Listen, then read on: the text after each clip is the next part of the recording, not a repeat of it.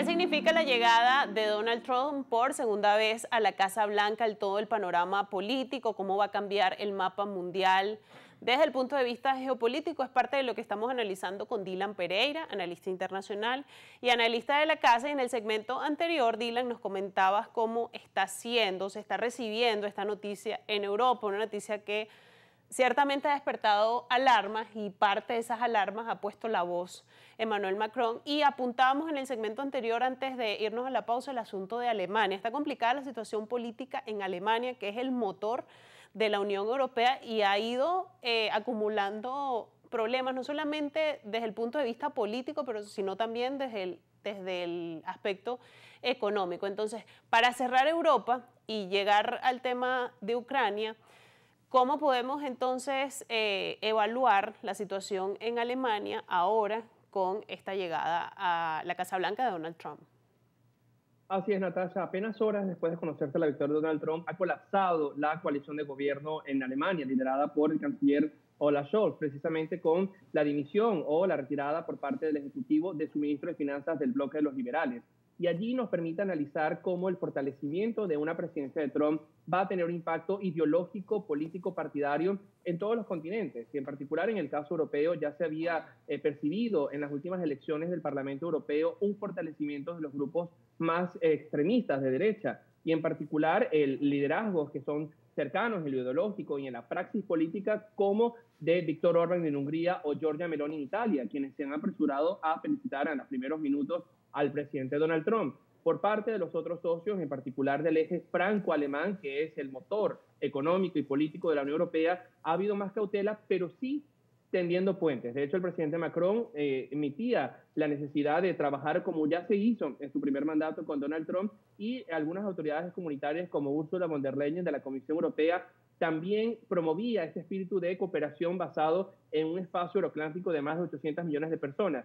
Pero lo cierto es que estas bisagras y frisuras que se están empezando a ver dentro de los diferentes partidos de coaliciones de gobierno podrían ponerse de forma mucho más notoria, incluso frágil, respecto a esta llegada de Donald Trump, que fortalece este movimiento global de una visión pues mucho más conservadora de la sociedad.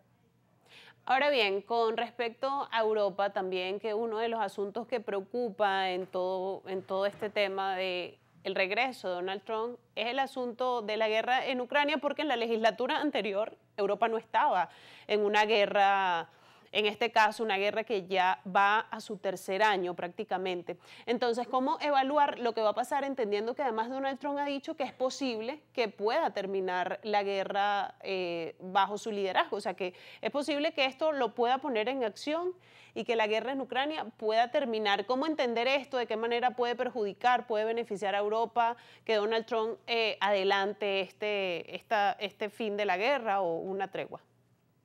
Sí, una de las grandes promesas en política externa de Donald Trump había sido precisamente que una vez asumida la Casa Blanca, pues acabaría con la guerra entre Rusia y Ucrania en 24 horas.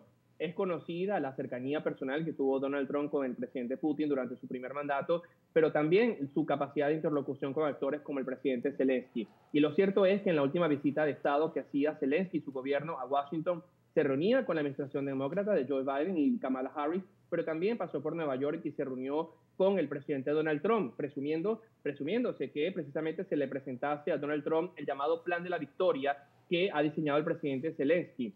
Lo cierto es que la actitud de los europeos y de los ucranianos ha sido siempre pues promover un espíritu de paz basado en las condiciones de los ucranianos, quienes han sido las víctimas de esta guerra de agresión por parte de Rusia.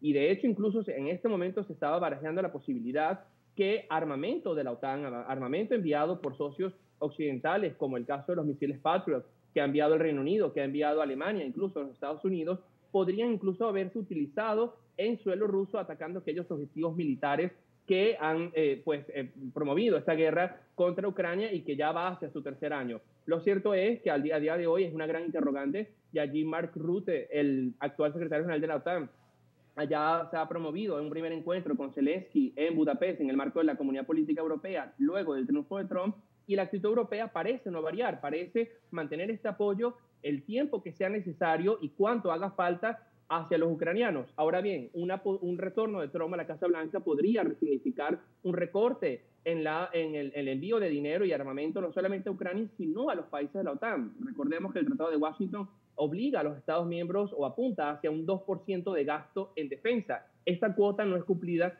por muchos de los 27 Estados miembros y este dinero es suplido por Estados Unidos. Lo que podemos ver en los próximos meses es que esto pues ya no sea así y colocará posiblemente en una situación mucho más complicada para los intereses de la integridad territorial plena de Ucrania. Y si avanzamos en esta revisión y miramos a otra región del mundo donde Estados Unidos, por supuesto, está presente con su apoyo a Israel en el Medio Oriente, también es un tema que es importante analizar. Lo vamos a hacer al regreso, pero adelanto el asunto de Israel porque es un tema también complicado donde pareciera que Donald Trump no dista mucho de lo que había hecho Biden con este apoyo irrestricto a Israel. Vamos a hacer una pausa en este análisis. Al regreso seguimos analizando estas implicaciones geopolíticas de la llegada de Donald Trump a la Casa Blanca por segunda vez. Hacemos una pausa y ya regresamos.